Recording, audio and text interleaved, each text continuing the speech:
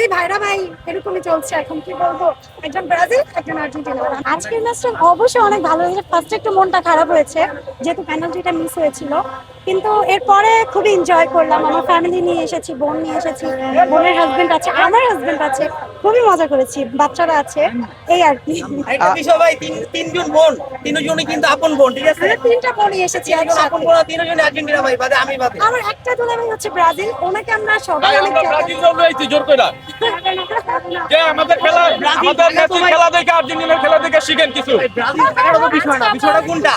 আমরা যদি ফাইনালে বা কোথাও যদি ব্রাজিল আর্জেন্টিনা খেলি তাহলে একটা বিষয় আছে। এখন তো আর ব্রাজিল আর্জেন্টিনা খেলছি না, তাহলে একজন আরেকজন দোষারোপ কিছু নাই। ব্রাজিলও ভালো খেলুক, আর্জেন্টিনা ভালো, লাস্ট পর্যন্ত উঠলে পরবর্তীতে কমপ্লিট করা যাবে। বাংলাদেশে একটা যেহেতু দুইটা দল ক্রিয়েট হয়েছে, এটা বিষয়টা এটা না, বিষয়টা হলো আমরা চাই কোনটা, যে তুমি আমি উঠার পরে ওই কথা বলে লাভ নাই। আমরা ভাই ব্রাজিলও তিনটা দিছে ভাই,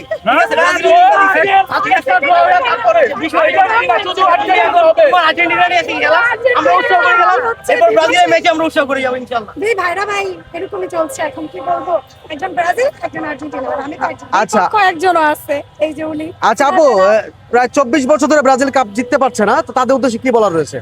ওরা তো জন্মের পর, আমাদের জন্মের পর আমরা দেখি নাই তো আমরা। মানে আমরা যখন থেকে বুঝ হয়েছে আর্জেন্টিনার পক্ষে, মানে আর্জেন্টিনার কাপ নিতে আমরা দেখেছি। আমরা আমি আমার বোঝার পর আমি যেহেতু 2024 সালে তখন, সরি 22 সালে দেখেছি। তো দেখি নাই ব্রাজিল যে কাপ নিছে, আমরা মানে দেখছি আর্জেন্টিনা কাপ নিছে। তো এবারে বিশ্বকাপের প্রত্যাশা থাকবে কি, কোন দল জিতবে? আর্জেন্টিনা বিজয়ী হবে।